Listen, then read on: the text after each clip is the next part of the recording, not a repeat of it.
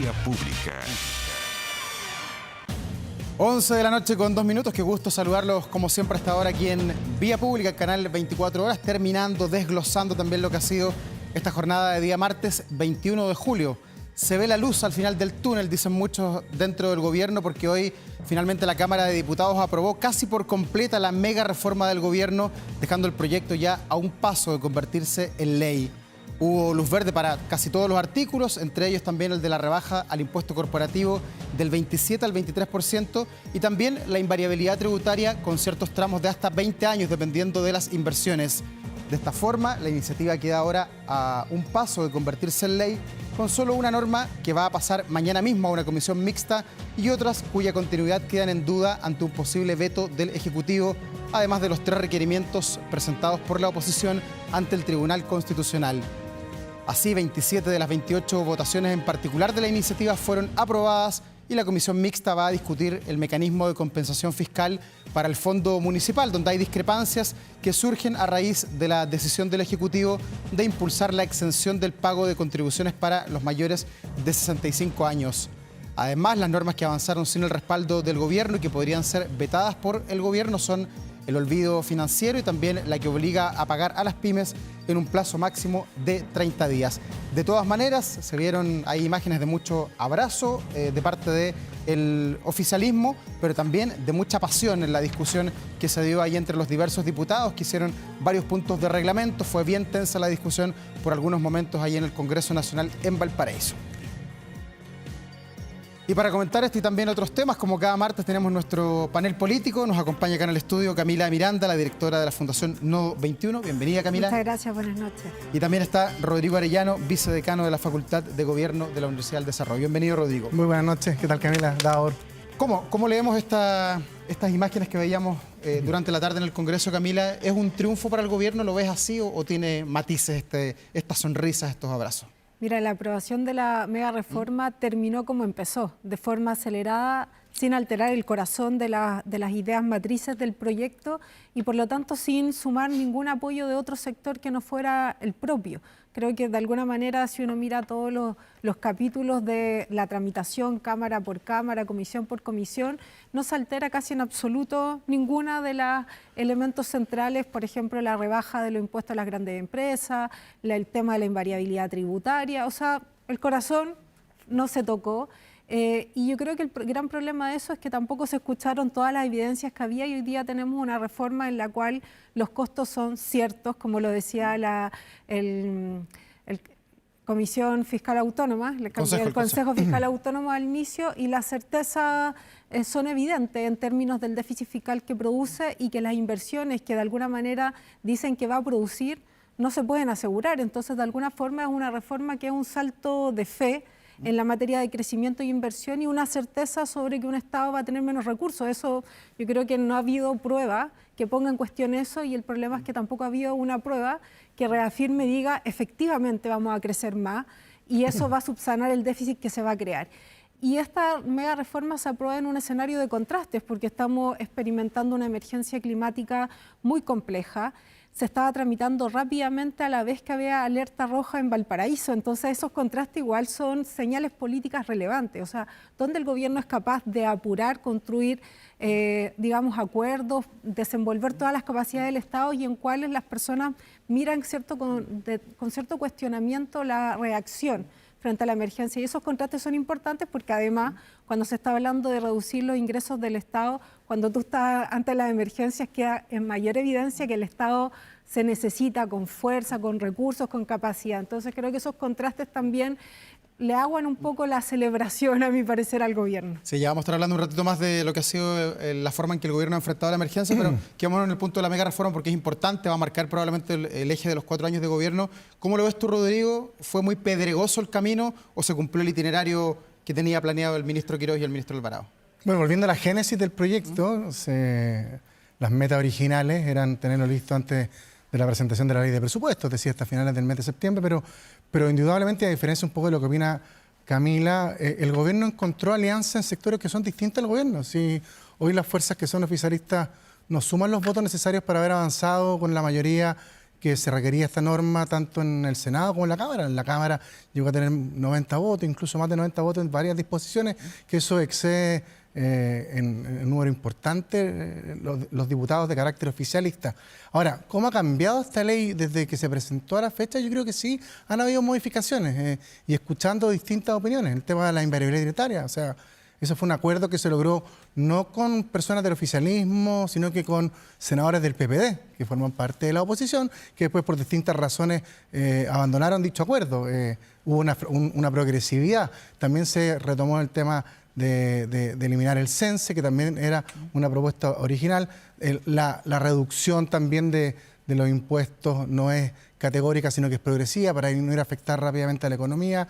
Y por último, el tema de las contribuciones, también se logró un acuerdo con distintos sectores, incluso con los municipios que técnicamente se podrían haber visto más afectados a raíz de que este impuesto parte, el impuesto territorial, llega al arca fiscales de los municipios. Entonces, es decir, si bien es un gran triunfo para el gobierno, porque avanzó en un proyecto de ley que es fundamental, yo más creo que es un gran triunfo para el país, porque creo que hace rato este país necesita crecer y este proyecto, por lo menos los expertos económicos han anticipado que va a cambiar la línea de crecimiento que lleva al país desde la reforma del ministro Arenas del gobierno de Michelle Bachelet a expectativas positivas de crecimiento. ¿Pero no gastó mucho al ministro Quirós? ¿No se gastó mucho su capital político en estos 4 meses? Yo creo que en proyectos como porque le toca seguir negociando con el Congreso y las relaciones vemos que quedaron ahí nomás. Yo creo que ahora en proyectos tan relevantes como este, en que está en juego el crecimiento del país, que no es menor, que es muy relevante, el empleo, volver a tener certeza, volver a recuperar competitividad a nivel internacional, hay que jugarse todo el capital político.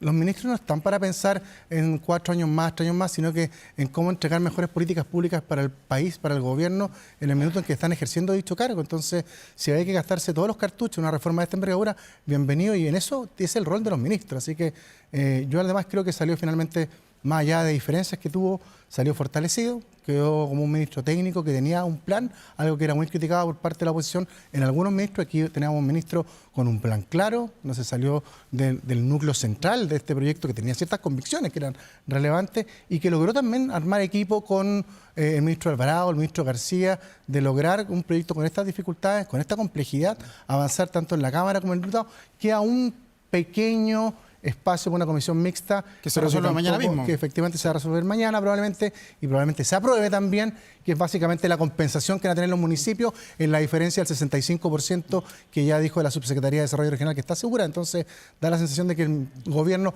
antes de la ley de presupuesto, va a poder cantar victoria y va a poder implementar un plan, una ley que yo creo que sin duda va en la dirección que este país requiere. Camila, ¿cuánto se mostró el orden y el desorden de las fuerzas opositoras y también del oficialismo, hay que decirlo, dentro de la discusión? Y te quiero preguntar específicamente con lo que pasó en la votación de hoy con el Partido de la Gente, que había votado en masa en la primera pasada la reforma. Hoy día se dividió, hubo que buscar alianzas con la Democracia Cristiana. ¿Cómo ves ese movimiento político? ¿Es finalmente Franco Parisi y los suyos los grandes ganadores de todo esto o no?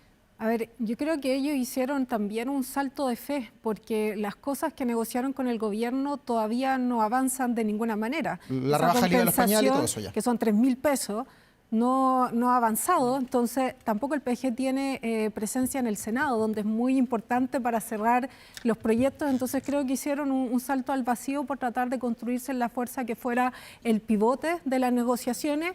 Y creo que van a pagar algún costo cuando los efectos de la reforma estén adelante, porque de alguna manera ellos son los que le dieron la posibilidad al gobierno de avanzar con la reforma, claro. Y son garantes de eso, y por tanto los costos que esto produzca van a tener que también ellos explicarlos. Pero creo que es un problema en política cuando tú negocias y las cosas no quedan del todo resueltas. O sea, veremos si es que se va a cumplir el compromiso, de qué manera salga. Entonces creo que, claro, se juega en la carta de tratar de ser la fuerza que le da al gobierno la capacidad de avanzar en ciertas reformas, pero también los compromete en varias cosas. Ellos se planteaban ser una fuerza más outsider, y hoy día en realidad una fuerza que respalda cada una de las medidas del gobierno. Entonces, ¿hasta dónde van a quedar diferenciados del gobierno? Cosa que les habilitaba para decir con fuerza que ellos son una fuerza que representa no a un sector en particular, decían ni facho ni comunacho, esa es parte de su declaración. Sí. Entonces esto también de alguna manera los va comprometiendo y dibujando en un sector, y ya veremos, digamos, las consecuencias de esa decisión. Y el otro punto es que hay aspectos de la reforma que no están cerrados, más allá de la discusión en el Congreso, y son las cosas que van al Tribunal Constitucional. Y no son solo las de la oposición, también son las del gobierno, que entiendo todavía no tiene del todo resuelto cuáles va a terminar de perseverar en el Tribunal Constitucional, respecto de las que se presentó la oposición y que se aprobaron en el Senado. Y qué va a pasar efectivamente con lo que el TC resuelva sobre la invariabilidad, este bloqueo de 20 años en algunas discusiones tributarias, y lo que va a pasar justamente con la medida del ámbito ambiental sobre las resoluciones de calificación ambiental, este seguro a los privados que se ha nombrado de ese modo.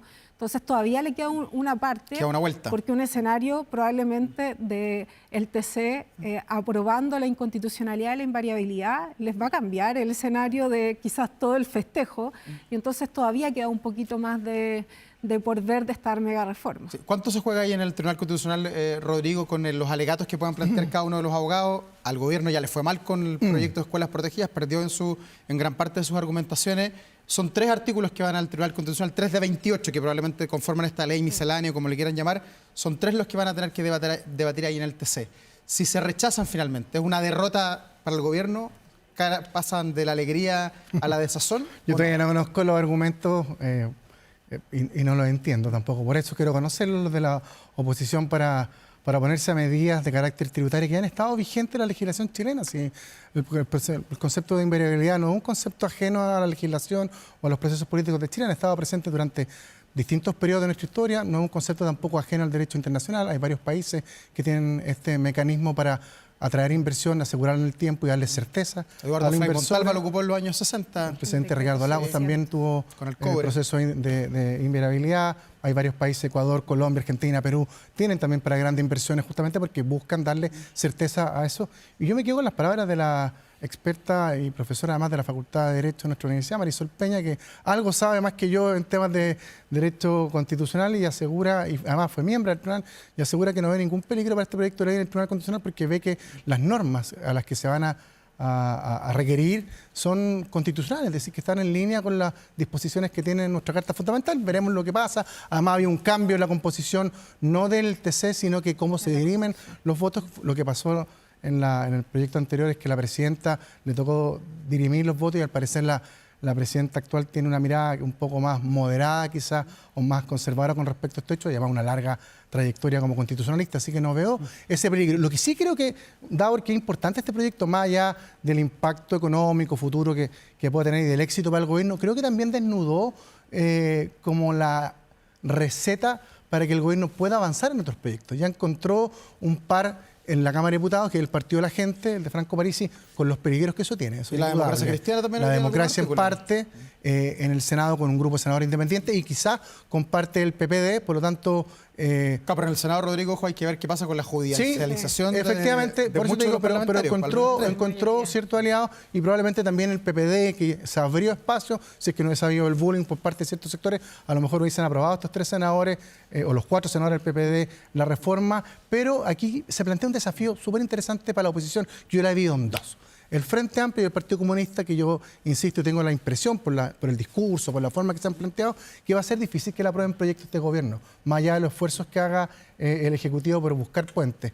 Pero hay otro sector que tiene que tomar decisiones, que es el Partido Socialista, el PPD, parte de la democracia cristiana en el Senado, que es distinta a la Cámara de Diputados, que va a tener que determinar si el gobierno los sube al buque de las políticas públicas para avanzar el crecimiento, si los mete en la foto del crecimiento o pasan a la irrelevancia política, como es no aportar en un proceso o en un periodo legislativo completo. Entonces aquí también se plantea este otro segundo desafío.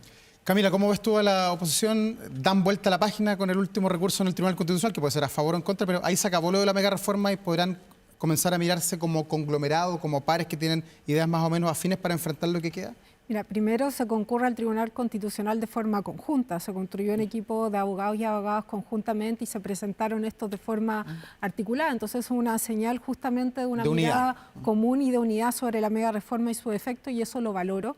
Y por otro lado, respecto de lo que se viene, yo creo que no cambia de todo el escenario, porque la mega reforma es la antesala de una reforma en materia laboral, que ya hemos escuchado distintas materias, como poner en cuestionamiento el corazón de las 40 horas, toda la discusión de la comisión que presentó medidas para el empleo, que yo cuestiono un poco cuántos son para el empleo en realidad. Entonces creo que aquí se vienen otras agendas profundas de cambios importantes que le dan incerteza a las personas. A mí eso me preocupa, la incerteza a las personas y mucha certeza a las grandes empresas, y ese contraste tiene un problema porque produce desigualdad respecto a sus efectos ya concretos en la población. Yo creo que yo, teniendo diferencias con cosas que se han hecho en los gobiernos pasados, creo que en materia de igualdad se avanzó en muchas materias, por ejemplo en pobreza y otras, y cuando el Estado está debilitado y cuando los derechos, las protecciones laborales disminuyen, hay problemas sociales relevantes de cómo llegar a fin de mes, hasta cómo tenemos servicios de salud que actúen eficientemente o cómo tenemos dispositivos de emergencia que actúen y lleguen a tiempo y tengan todos los recursos para reconstruir. Y respecto a la mega reforma, había acuerdo y se le solicitó insistentemente al gobierno desde todos los sectores separar la votación. Si hubiesen aceptado eso, los fondos de reconstrucción hubiesen estado en marzo o abril. Si se hubiese dividido, se hubiese aprobado completo esa parte y no estarían hoy día acumulándose con otros desafíos de reconstrucción y a veces en las mismas zonas que todavía no estaban resueltos esos problemas. Entonces, ahí un poco la secuencia de tramitar todo conjuntamente también puso un problema para producir un debate sincero. Yo he dicho permanentemente, es legítimo que el gobierno, con los votos que tiene, quiera hacer una reforma tributaria, hoy día la está sacando adelante en su mayoría, veremos qué dice el TC, pero eso no produce una estabilidad, o sea, no produce estabilidad y genera harta incerteza en el escenario general que estamos viendo, y el gobierno en estos pocos meses que lleva ha decaído harto en aprobación ciudadana, y hay cosas que en realidad son señales contrapuestas a crecer en aprobación, de hecho. Oye, en honor al tiempo, avancemos, dejemos la mega reforma, vamos a la otra emergencia, que es la emergencia pluviométrica que se ha desatado en nuestro país. Ya llevamos una semana con lluvias que vienen desde Valdivia, hemos visto, han llegado a Atacama, sigue lloviendo, viene un frente sobre otro, ya uno se pierde en cuántos frentes está enfrentando el país, frentes de temporales, pero el gobierno está desplegado, es la primera emergencia que tiene José Antonio Kast y sus autoridades territoriales. No sé cómo han visto el desempeño de las autoridades, primero como a nivel general. Rodrigo. O sea, lo comenzamos el martes pasado. Sí. Habíamos visto un gobierno... En la previa. Sí, exacto. Habíamos visto un gobierno preocupado. Sí. Es decir, habíamos visto al subsecretario Máximo Pavés liderando las distintas coordinaciones interregionales, los distintos departamentos de seguridad. Y hoy vemos un gobierno ocupado. Es indudable que sin duda en algunos sectores del país que se han visto bien golpeados por un temporal histórico en algunos sectores. O sea, las lluvias que han caído en 4 días superan las lluvias que han caído en términos comparativos con los 50 años, y eso probablemente ningún gobierno tenga la capacidad para preverlo de esa magnitud. Aquí lo central es que yo he visto un gobierno que en terreno, tú bien lo has señalado, con un presidente que ha estado en terreno con los ministros acompañando, con medidas para facilitar el rescate, recuperar rápido los territorios, los caminos, bien desplegado. La declaración de estado de emergencia también en la provincia del Huasco y en la región de Coquimbo, suspensión de clases. O sea, hemos visto un gobierno que está tomando todas las medidas que un gobierno puede tomar en una coyuntura como la que estamos viviendo. Ya, pero acá embargo, el desafío... Ha habido gobernadores enojados, alcaldes enojados, dicen que el gobierno ha llegado tarde. Es que es indudable, y eso yo también entiendo la desesperación de algunos gobiernos locales, es indudable que con un temporal, con una naturaleza que responde de esta forma, yo creo que no hay Estado que aguante, pero sí he visto un Estado preocupado, un gobierno preocupado, y eso nadie puede discutirlo. Aquí lo fundamental va a ser las medidas que se implementen y la rapidez con que lo hagan para reconstruir las zonas dañadas. Y yo creo que ahí va a estar más el desafío de este gobierno, en las medidas económicas para recuperar el empleo, en las medidas para ayudar a las personas que han perdido sus bienes, sus casas. Y en eso sí he visto un gobierno que está, hoy se anunciaron un bono de hasta 1,5 millones para las personas que han tenido harto daño, flexibilización en los seguros de desempleo, anunció el ministro de Trabajo. O sea, yo no he visto ningún ministro del gobierno que no ha estado preocupado en terreno, tomando medidas para poder de alguna forma hacerse cargo de un temporal de esta magnitud. Y el desafío, insisto, va a estar a partir de que el día que salga el sol para empezar a reconstruir rápidamente y no esperar el tiempo y que no pase el tiempo como en otros casos se ha pasado. Camila, ¿cómo has visto tú el despliegue del gobierno? Y sobre todo, ¿qué tan importante es que el propio presidente de la República esté con los pies en el barro, que esté acompañando? Vimos al presidente Kast ayer en Coquimbo y hoy día en la mañana estaba en Atacama. sea, esas son señales de que el Estado está presente. El problema es que los mismos actores locales que han enfrentado situaciones súper dramáticas, llevamos varias personas fallecidas, varias personas desaparecidas, muchas personas damnificadas, sobre todo en Coquimbo, y que justamente el superintendente de bomberos de Coquimbo hacía una interpelación al ministro Puduje, de hecho le decía, no tienen calle, llegó a la zona sin preguntar qué estaba pasando, cómo podía ayudar y más encima minimizando lo que estaba ocurriendo, y los bomberos decían, vengo de tener el agua hasta el cogote, mi nieta, mi prima estaba desaparecida, entonces no entiendo, digamos, este tipo de autoridades que en realidad no está preocupada o empatizando con lo que está pasando. Entonces creo que tenemos señales ahí que tienen que armonizar un poco en el gobierno. Es positivo que el presidente esté desplegado, desde luego, pero también es llamativo la demora en decretar el estado de catástrofe cuando justamente hablábamos la semana pasada que se venía un escenario complejo. Entonces, cuando tú sabes que el escenario va a ser complejo, uno espera que estés preparado también para desplegar las fuerzas rápido, y el estado de catástrofe supone designar otras instituciones que se mueven, en este caso las Fuerzas Armadas, y porque eso no estaba preparado para activarlo de forma rápida. Entonces ahí hay cosas que yo creo que después van a tener que explicar, y es importante hoy día concentrarse en la emergencia, en todos los lugares donde están pasando cosas muy lamentables y que además probablemente se acumulen con otros frentes de mal tiempo que dicen que vienen. Entonces, Camila, eso es lo preocupante. Y en medio de una emergencia, ¿se puede hacer oposición? Porque escuchaba al diputado Manucheri muy crítico del gobierno, muy crítico del ministro Iván Puduje, y también escuchaba hoy día a la diputada Castillo del Partido Comunista que decía que hay que acusar constitucionalmente al ministro Alvarado por su manejo de la emergencia. A ver, ¿Corresponden esos puntos políticos cuando el barro todavía está allí, cuando todavía hay gente desaparecida, cuando todavía llueve? Hay formas de hacer oposición en este contexto. Las de fiscalización son súper importantes, sobre todo de quienes tienen responsabilidades de gobiernos locales. Yo he escuchado, de hecho, autoridades de todos los colores haciendo crítica sobre cuántos recursos han puesto a disposición de la emergencia, qué cosas no han llegado. El alcalde de Montepatria decía, me estaban llamando a una reunión en La Serena y yo tenía que tomar helicóptero para llegar para allá, y yo preferí que el helicóptero fuera para rescatar personas. Entonces, hay muchas realidades ocurriendo, y desde ahí también se entienden las posiciones de distintas autoridades, sobre todo locales, y creo que también se puede hacer oposición propositiva en estos contextos, porque hay muchos aprendizajes del Estado acumulados. Si tenemos una larga trayectoria de emergencia en el país, en todo Chile, además, sabemos cosas que funcionan bien, otras que no han funcionado tan bien, y se sacan aprendizajes de eso para que el Estado tenga más capacidad de reaccionar. Yo creo que ante eso el gobierno tiene que estar abierto a escuchar experiencias de otros en este tipo de emergencia, y ojalá pedir ayuda si hay cosas que no maneja, y creo que entonces se puede hacer oposición fiscalizadora y oposición propositiva. Y lo otro, claro, tendrán que esperar las instancias respectivas si se quieren hacer comisiones investigadoras u otro tipo de elementos, y hoy día hay que concentrarse activamente en la emergencia. Rodrigo, ¿cómo has visto tú, bueno, lo que preguntaba en la forma de hacer oposición, pero también el despliegue de los ministros en la zona? Hemos visto al ministro de Granch, a la ministra Lincolao, al ministro Puduje, que se peleó con 2 o 3 personas en un lapsus de 60 minutos, con el gobernador, con el diputado Manucheri, con el alcalde y con otras personas más. ¿Cómo has visto ese desempeño en terreno y cuán distinto es enfrentar una emergencia desde el gobierno del presidente Kast versus desde el gobierno del presidente Gabriel Boric? Porque al parecer la gente encuentra que ambos gobiernos, independientemente del color político, son siempre lentos versus las necesidades que tiene la gente. Es un poquito porque lo que el Estado es pesado, obvio, es burocrático. Es un poquito lo que yo planteaba anteriormente, frente a una calamidad, a un temporal de esta envergadura. Es difícil que las personas que pierdan su casa, que estén sin luz durante varios días, sin agua, no tengan una desesperación y reclamen frente a la autoridad. Eso es absolutamente normal, y eso le va a pasar al presidente Boric, al presidente Kast, el que venga. Es indudable que ese es un desafío con que viven las autoridades, sobre todo frente a inclemencias de esta magnitud.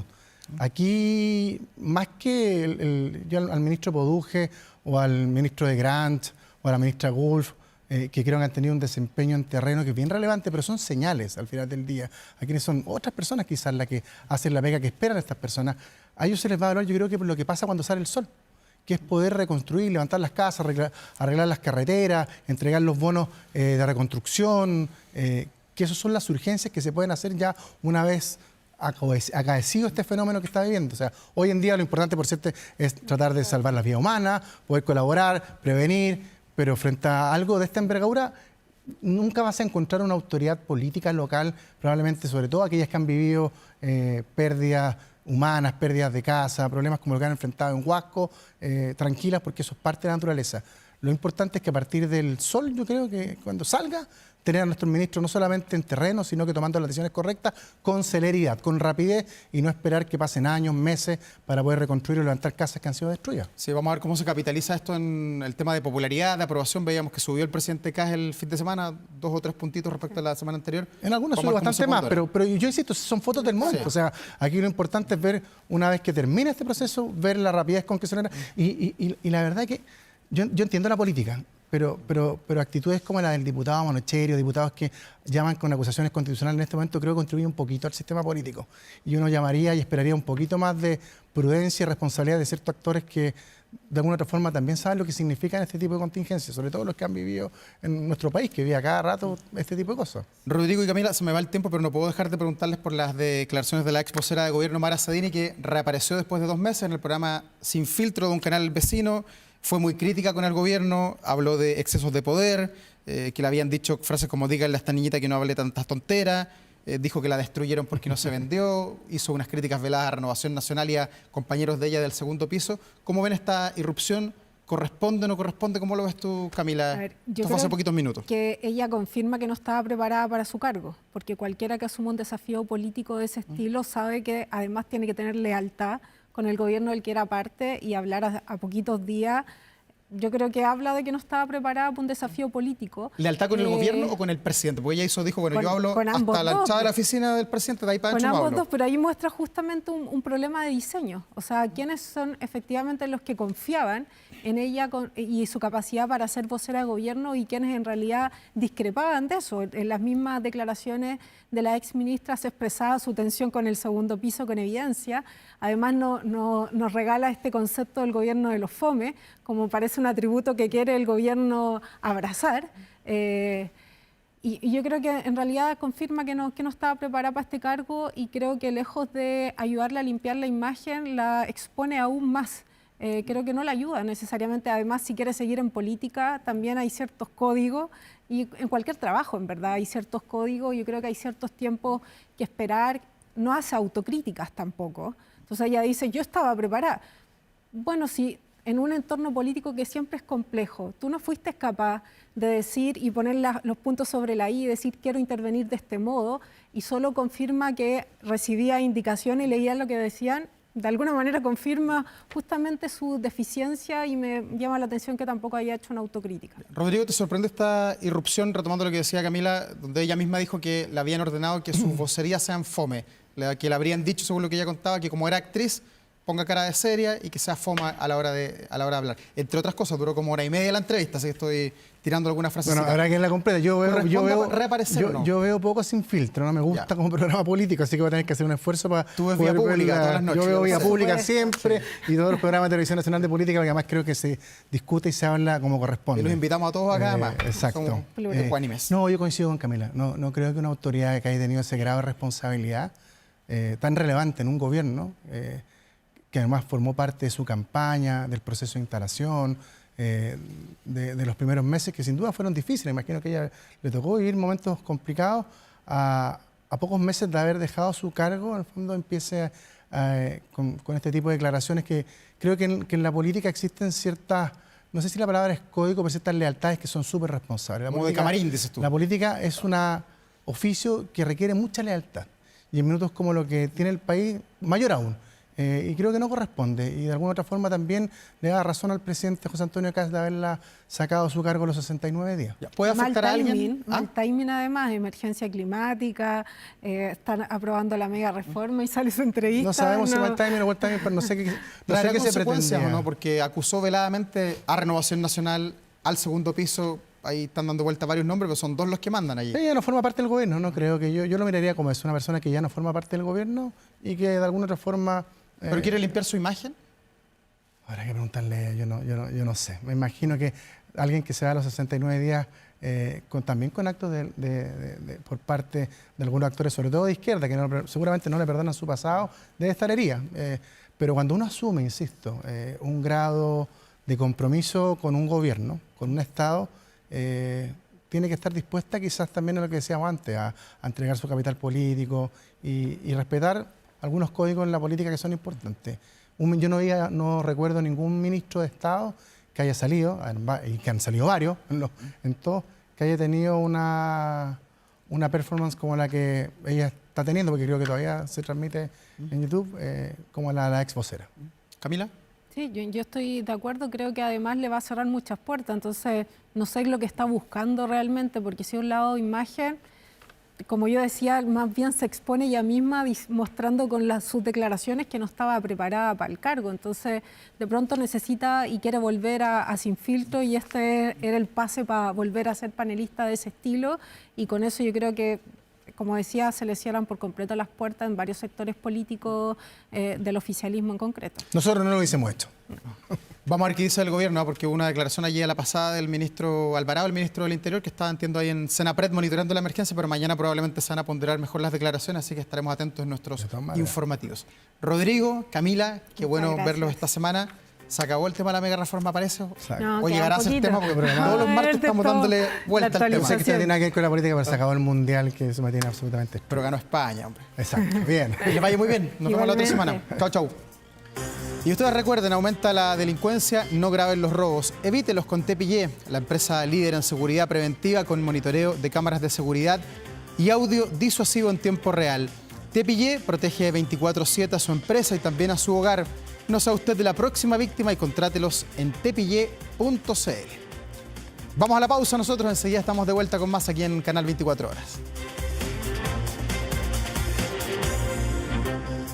Ya estamos de vuelta en este Vía Pública para contarles que ahora Kame ERP tiene inteligencia artificial incluida sin costo en todos sus planes. Con Kame tienes toda tu información financiera en la palma de tu mano y gracias a KAI, su inteligencia artificial, comprenderás mejor tus números y tendrás las mejores recomendaciones para tu negocio. Toda la información está publicada en kame.cl. Y nosotros, como siempre, hasta ahora continuamos con buenas conversaciones, con entrevistas, monitoreando lo que pasa en el mundo, pero sobre todo mirando lo que ha pasado en Chile durante esta última semana con este temporal, diluvio, con afectación tremenda en por lo menos 10 regiones del país. Queremos profundizar en estos temas, qué está pasando con el cambio climático además, y para eso nos acompaña hasta ahora Felipe Pino, el coordinador de programas en la ONG FIMA, además de profesor de Derecho Ambiental en la Facultad de Ingeniería de la Universidad de Chile. Felipe, bienvenido. Gracias por estar acá. Muchas gracias por la invitación. Bueno, ¿cómo evalúas a nuestro país? ¿Cómo ha resistido Chile frente a este, no sé si niño Godzilla, temporal sobre temporal? No sé cuál es el nombre correcto que hay que utilizar. A ver, más que cómo ha resistido, yo creo que la pregunta es cómo han funcionado las herramientas que tiene disponibles. Mucha gente se pregunta también si es que lo que estamos viviendo es efectos del cambio climático a secas o algo más, iba a pasar igual o no. Lo cierto es que lo que estamos viendo es que es una manifestación y una agudización de los efectos del cambio climático. No es que la lluvia necesariamente sea el único efecto del cambio climático. La erosión del suelo, la falta de permeabilidad, las olas de calor y los incendios forestales que hacen que también se acrecienten los fenómenos naturales y los desastres. Todo eso nos va dejando en una posición de mayor vulnerabilidad a la cual Chile ya tiene bastantes indicadores de vulnerabilidad al cambio climático. Ya. Chile ha progresado mucho en el cómo prepararse a las emergencias, sobre todo en las normas sísmicas. Vemos que hay terremotos fuertes que dejarían desastres en otras partes, pero en Chile no pasa casi nada, afortunadamente.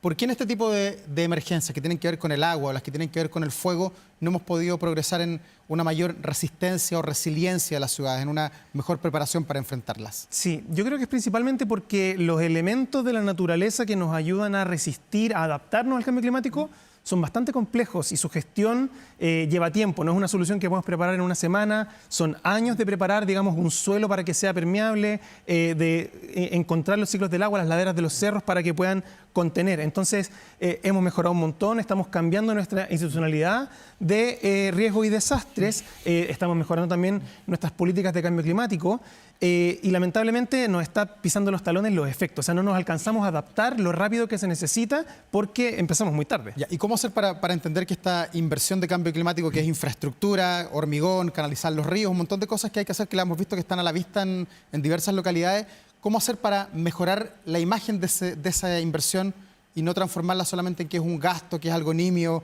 que se va a utilizar probablemente una vez cada 10 años? Pensar que es una inversión para salvar vidas. A ver, se habla mucho en cambio climático del costo de la inacción, o sea, cuánto dinero estoy yo perdiendo por no subirme al carro de la adaptación climática en este caso, y estamos viendo hoy día que la falta de inversión nos está costando, nos va a costar obviamente la prevención y la recuperación. Yo creo que una de las principales cosas por las cuales hay que partir, en Chile vamos en un camino hacia allá, pero todavía falta, es la coordinación entre distintos niveles del Estado, es decir, cómo a nivel estatal nacional se coordina con los gobiernos regionales y los gobiernos regionales con sus municipalidades. Chile tiene esta distribución administrativa en que hay una ciudad puede contener varias comunas, como pasa en Santiago, también Concepción, Metropolitano, etcétera. Entonces, la coordinación es bastante compleja, hay una dispersión de capacidades, de normas, de presupuesto, y por eso la mayoría de los cambios que hemos hecho de regulación tiene que ver con mejorar esa coordinación. Senapred y Sinapred es una expresión de un intento de mejorar esa coordinación entre el Estado para la mitigación, para la preparación y bueno, también después la recuperación. Ya, y a la hora de ponderar, de aplicar recetas, de ver lo que hay que hacer y dónde hay que invertir, ¿ves mucho ideologismo? ¿Hay miradas cruzadas en torno a cómo enfrentar cada una de las emergencias que tiene el país o no? Sí, no sé si ideología o no, pero en el fondo yo creo que hoy el riesgo particularmente es que muchas veces se está mirando en menos la ciencia como algo que se necesita para la toma de decisiones ambientales, pero también en cómo administrar las ciudades. Y ahí uno podría decir si hay ideología o no, en tener, digamos... De si creo o no en el cambio climático. Claro, y si creo también que en el fondo, ¿qué tanto tengo que incorporar componentes ambientales o científicos, al igual que los económicos, por ejemplo? Yo creo que hoy día el factor económico es el que corta principalmente, y el ambiental en algunos lugares también podría, dónde construir, qué tipo de tecnología preferir en ciertos lugares o qué no. Hemos visto, por ejemplo, en complejos dunares en que hay muchos efectos, construcciones también en los cerros. Entonces, ahí no es solamente ordenamiento territorial, es usar la ciencia en el ordenamiento territorial para poder tomar decisiones que sean más aptas. Felipe, y falta también darle mayor autonomía a los gobiernos locales a esta gobernanza un tanto burocrática que tenemos, donde en una región puede mandar el delegado presidencial, el gobernador, están los seremis de todos los ministerios, están los alcaldes, están los concejales, o sea, mucha gente que quiere ser incumbente en la decisión, pero muchas veces tienen que postular a proyectos que son de Santiago finalmente. Sí. El MOB desde acá manda la plata para allá para reparar un puente, porque los puentes son del MOB y las carreteras de aquí para allá son del municipio y las de aquí para allá son del MIMBO a veces. Claro. Esa falta de competencia, esa maraña, ¿cuánto dificulta a la hora de canalizar bien los recursos? Sí, llevamos un proceso de descentralización en Chile bastante largo y hemos tenido ciertos momentos clave. Ahora hace poco tuvimos también la aprobación del reglamento de los planes regionales de ordenamiento territorial, que nos van a dar una nueva herramienta para seguir descentralizando esa toma. Pero más que autonomía completa se requiere esa coordinación, es decir, cómo realmente la autoridad regional, que es la que más conoce su territorio en teoría, la que está ahí quizás en la primera línea, ¿por qué no el municipio? También tiene que tener un nivel de agencia y de inmiscuirse tempranamente en la toma de esa decisión. Incluso el municipio muchas veces trabaja con organizaciones de la sociedad civil, que son los que están ahí respondiendo quizás incluso más rápido y que saben por dónde se desborda el río, por dónde es menos permeable el suelo, dónde están los riesgos más tempranos. Entonces, la coordinación, de hecho, del Senapred, por ejemplo, no es solamente entre el Estado, es también con la sociedad civil, con otros actores, porque en verdad esa información de cuál es el riesgo, cómo prevenirlo, está distribuida en el territorio y hay que usar todos los niveles de conocimiento. ¿Y ves acá en Chile algo particular, algo que quizás es como cultural, por el hecho de que el mensaje de los efectos que tiene el cambio climático no haya penetrado quizás con la fuerza que tendría que haber penetrado? Porque llevamos 20 años hablando del tema y Chile aparece reactivo, siempre sobre la emergencia. Probablemente van a haber mejores costaneras, mejores puentes, mejores reforzamientos para los ríos, pero tiene que haber pasado algo, sí. Como pasó el tsunami en Constitución, como pasó lo mismo en Caleta Tumbes y en otros lugares donde después de la emergencia las ciudades quedan mejor hechas y más aptas para enfrentar las que vienen a posteriori. ¿Por qué acá en Chile no hemos ponderado, por qué no ha penetrado ese mensaje tan fuerte? A ver, sí, yo creo que esto no es un problema de Chile, yo creo que es un problema a nivel internacional de que los efectos del cambio climático están subestimados y estamos entrando en un momento en el que se está notando más para ambos lados, ¿no? Olas de calor por una parte y después mucha precipitación y ahora tenemos una combinación de esas dos cosas. Lo que ocurre en Chile es que somos muy vulnerables al cambio climático, entonces los efectos se notan, pareciera, más aquí que en otros lugares. Son más marcadas las estaciones. más marcadas las Todo. estaciones, los desastres naturales también tienden a repetirse en los mismos lugares, es difícil Y cuando prepararse. hay. Y cuando hay. Sí. Pero en el fondo lo que estamos viviendo es lo que la ciencia, el IPCC nos viene anunciando hace mucho. Mientras más nos acerquemos a el 1.5 de aumento de la temperatura por sobre los niveles preindustriales, van a empezar a notarse más los efectos. No estamos en el punto de no retorno, estamos en el punto en que los efectos se están notando más. Yo espero que todo esto que estamos viviendo, digamos, sea bajar la pelota al piso y decir, ok, o sea, ahora sí hay que poner mayor eficacia, mayor financiamiento para empezar a hacer medidas un poco más eficientes. O sea, ya estamos notando que no tenemos tanto tiempo para prepararnos, hay que seguir mitigando, emitiendo menos, pero hay que empezar a adaptarse, porque si no nos adaptamos, lo que viene es lo que se llama, en términos climáticos, las pérdidas y daños. Y es decir, bueno, ya ocurrió el desastre y vamos repartiendo responsabilidad solamente, y eso es lo que nadie quiere. Y en ese tema, ¿ustedes observan que Chile tiene visión de Estado? Yo creo que la política de cambio climático sí es potencialmente una política de Estado y ahora estamos viendo, digamos, cómo reacciona el gobierno nuevo a toda la política, toda la infraestructura de política climática que se ha venido generando incluso antes del gobierno anterior, ¿no? Así que yo creo que ahora vamos a ver realmente si esto se mantiene como una política de Estado o no. Es imposible ver esto separado también de lo que está ocurriendo en temas ambientales, en temas energéticos también, por ejemplo, pero, o sea, no puede no ser una política de Estado. Tiene que ser, o sea, es una política que debe ser incluso a nivel internacional. A nivel nacional tiene que ser de Estado, descentralizado, por supuesto, pero no podemos retroceder.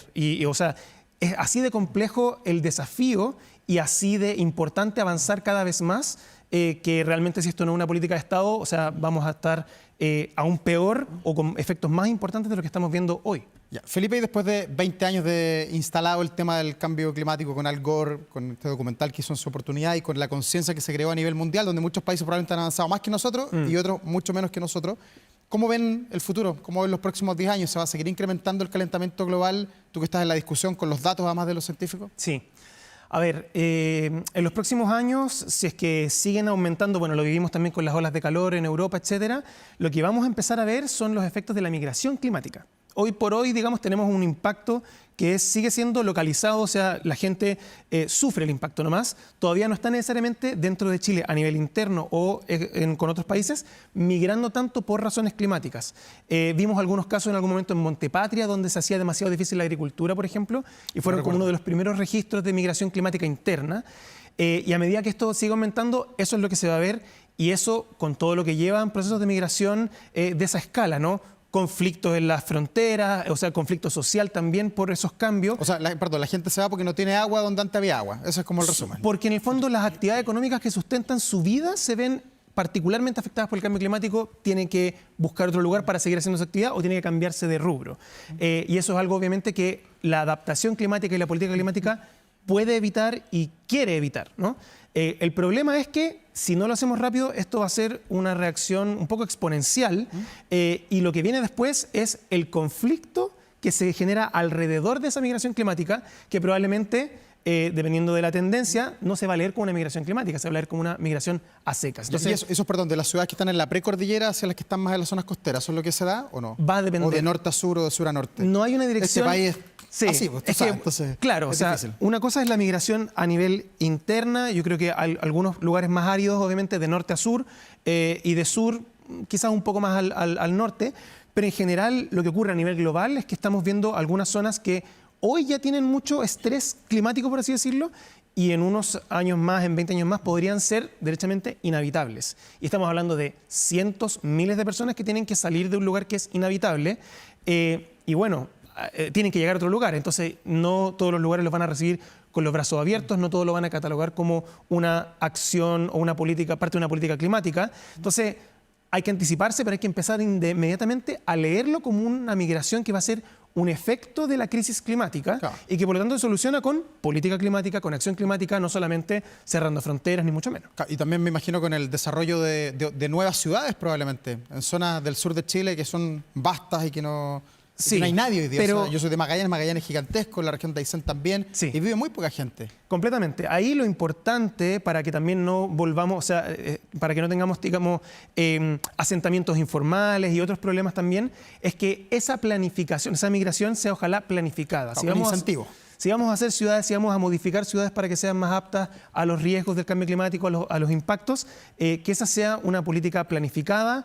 En Chile yo diría que ahí sí que es donde estamos muy al debe en lo que es planificación territorial, y para qué hablar de planificación ecológica, ¿no? O sea, como que integre realmente, que reconozca cuáles son los elementos de la naturaleza donde se puede construir o no. Hoy día hay digamos, una polémica muy grande con los humedales, que son uno de los ecosistemas más clave para resistir este tipo de fenómenos climáticos, y que muchas veces se ve como algo que dificulta la construcción o el desarrollo inmobiliario, y la verdad es que si no lo integramos, o sea, las ciudades se empiezan a hundir, las ciudades se empiezan o a secar, a impermeabilizar, y eso en el fondo no es lo que estamos buscando, no es lo que necesitamos y no es realmente una solución.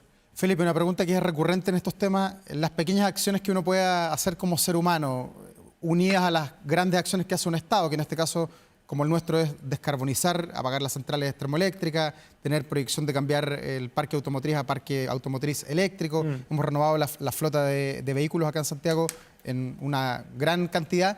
¿Esos pequeños aportes que se hacen como sociedad sirven de algo o es tirar, no sé, una moneda al viento? Completamente sirven. Yo creo que ahí el consejo de mi parte, digamos, que me ha tocado vivirlo, pero también estudiarlo, es hacerse parte de las ciudades de alguna manera y empezar a fijarse en este funcionamiento, ¿no?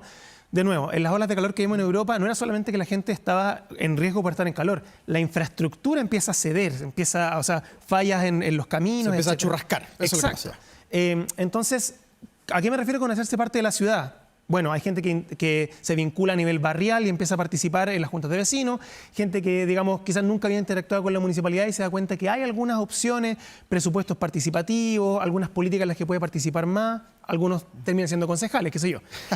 Pero también usar transporte público, moverse, digamos, en la ciudad, o sea, usar la ciudad, no solamente meterse al auto y de la casa a la oficina, porque ahí uno se va dando cuenta cómo afecta la lluvia, cuáles son los barrios más afectados. Obviamente en Santiago, que tiene muchas comunas, hay una inequidad importante en términos urbanos. No todas las comunas sufren lo mismo.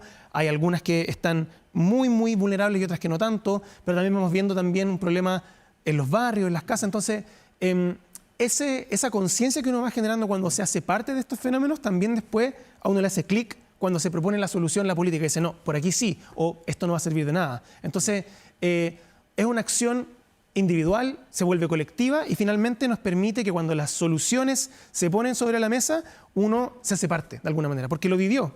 O sea, desde que me mojé el calcetín a que, digamos, no pude subirme a la micro hoy día, y uno empieza a ver el componente ambiental y climático que es inevitable en las ciudades. No son 100% artificiales, necesariamente están insertos en el medio ambiente. Claro, y lo más importante es que también se le entrega un ejemplo a las nuevas generaciones. O recibimos el ejemplo de las nuevas generaciones. No, yo creo que también estamos medio viejones algunos, entonces las nuevas generaciones a veces lo entienden muy rápidamente, pero hay que someterse a eso. O sea, hay que intentar. No todo el mundo tiene el privilegio de poder caminar al trabajo o estar, digamos, a una micro, a una bus de distancia. Pero como se pueda, ¿no? O sea, de la manera en que se pueda vincularse y empezar a fijarse dónde están los problemas. Y así solo van saliendo las soluciones. Toda la tecnología que necesitamos para adaptar nuestras ciudades ya existe.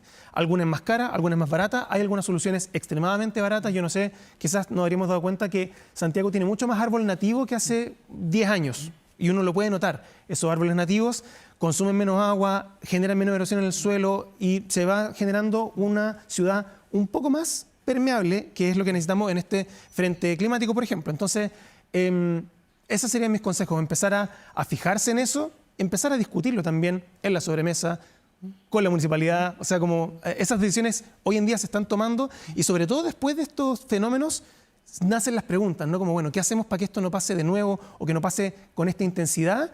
Yo creo que el debate público, algo bueno se puede sacar de este mal rato que están pasando muchas de las ciudades de nuestro país. ¿Y se puede colocar algún país o algún estado como ejemplo de lo que hay que hacer, de una mirada, un camino para que uno diga, mira, eso, lo que hicieron en Alaska, lo que hicieron en Estados Unidos, lo que hicieron en Alemania es lo que tiene que hacer Chile? ¿O vamos bien? No, yo creo que, a ver, no me atrevo a dar ningún ejemplo concreto de algún país, porque en el fondo los países también, dependiendo de sus localidades, son muy distintas. Hay algunas ciudades europeas que han tenido transformaciones importantes y hasta atrevidas, diría yo, de cómo funcionan, ¿no? O sea, como quizás algo que era una gran avenida de autos y estaba hecho para infraestructura de auto, digamos, individual, se cerró la calle, se hizo un parque, y eso generó un cambio en la dinámica de ese barrio, pero también en la dinámica de esa ciudad, cómo resiste estos temporales. Entonces, lamentablemente se ve mucho más en ciudades europeas que tienen ese nivel de presupuesto, ¿no? Claro. Pero en Latinoamérica yo creo que es importante que nos atrevamos a hacer esos cambios trascendentales, ¿no? En algún momento, Andrés Bello, La Calle, estaba ahí como, bueno, lo hacemos parte del parque o no, cuando, en esta remodelación que tuvimos de Plaza Baquedano. Para mucha gente era como, bueno, este cambio quizás es demasiado importante. Yo no sé si ese cambio necesariamente nos da un avance tan significativo como con lo que querríamos, pero sí tiene la intención de generar un corredor verde, por ejemplo. Y eso es la dirección... Un aporte. Un aporte, una dirección correcta. Ahora mismo los parques inundables, me imagino como el Parque Víctor Jara. Claro. Que tiene la capacidad de recibir agua cuando queda la grande. El proyecto de concesión del Mapocho, el paseo que se va a hacer, también hay una idea de como, bueno, el que no conoce no puede proteger tampoco. Entonces yo creo que el llamado es a que no veamos las ciudades como algo que no puede cambiar. Es difícil, se requiere presupuesto. Yo creo que con el proceso de descentralización en Chile, los gobiernos regionales tienen un ímpetu que antes no existía, tienen un nivel de presupuesto que antes no existía, y yo creo que sería interesante ver cómo cada ciudad va generando como ese imaginario colectivo de hacia dónde tiene que irse, si es que va a aumentar la precipitación, el calor, etcétera, cómo nos vamos preparando y que se sienta que se pueden hacer unos cambios un poco más significativos en las ciudades y que eso no necesariamente es malo, pero hay que hacerlo planificadamente, evaluar responsablemente y hacerlo también con la participación de la ciudadanía, que es la que, por lo general, más sabe dónde aprieta el zapato. Felipe Pino, coordinador de programas de la ONG FIMA, muchas gracias por estar aquí esta noche. Quedan muchas tareas por delante para las ciudades, para los gobiernos, porque esta es una tarea de largo aliento. Así que gracias por estar acá. De todos. Muchas gracias por la invitación. Gracias, buenas noches. Y nosotros vamos a la pausa, enseguida estamos de vuelta aquí en Vía Pública, no se vaya. 11 de la noche con 58 minutos, estamos terminando este Vía Pública, acontecido, muy noticioso, por supuesto, pendientes de lo que pasa en todo el país con este sistema frontal que ha ido declinando, pero que se robustece al amanecer, generalmente, sobre todo en el norte de nuestro país. Así ha sido la tónica en estas últimas 48 horas. Veamos más noticias que hasta ahora están publicadas en nuestro portal 24horas.cl y que tienen que ver con la emergencia, porque el gobierno confirmó suspensión de clases para este miércoles 22 de julio. ¿En qué comunas? Bueno, está publicado en este portal. La interrupción de las actividades lectivas rige para todos los niveles formativos, abarcando desde la educación parvularia hasta la enseñanza media. Se toma el día antes esta decisión porque hoy, martes 21 de julio, hubo mucha polémica, sobre todo en Valparaíso, ya que se suspendieron las clases cuando muchos de los niños ya estaban sentados adentro de los colegios. Se suspendieron a eso de las 7:30 de la mañana, por eso es que esta decisión se toma ya de manera más anticipada. Santiago hasta ahora está helado, ha bajado la temperatura, debe sentir frío si es que hasta ahora está a punto de dormir. Hay solo 5 grados en nuestra capital. Mañana vamos a tener una jornada sin lluvia en Santiago. Buena noticia porque va a servir para que la tierra pueda absorber toda el agua que ha caído, pero la temperatura va a estar bajo el rango de los 14 grados, algo que se va a mantener también hacia el fin de semana. Pero como siempre nos despedimos con buena música porque un día como hoy, pero ya hace 39 años, sí, 39 años, se lanzó el disco Appetite for Destruction, del emblemático álbum debut de la agrupación estadounidense Guns N' Roses. Este video revitalizó la escena del hard rock con una propuesta sonora cruda y también visceral, gracias a himnos intergeneracionales como Sweet Child O' Mine, Welcome to the Jungle, Paradise City, entre otros. La obra se mantiene como uno de los debuts discográficos más exitosos de la historia, con más de 30 millones de copias vendidas. ¿Cómo pasa el tiempo? 39 años. Nos despedimos, por supuesto, con este gran video que ustedes seguro han visto más de una vez. Nosotros nos reencontramos mañana, 23:00, Vía Pública, aquí en Canal 24 Horas. Buenas noches.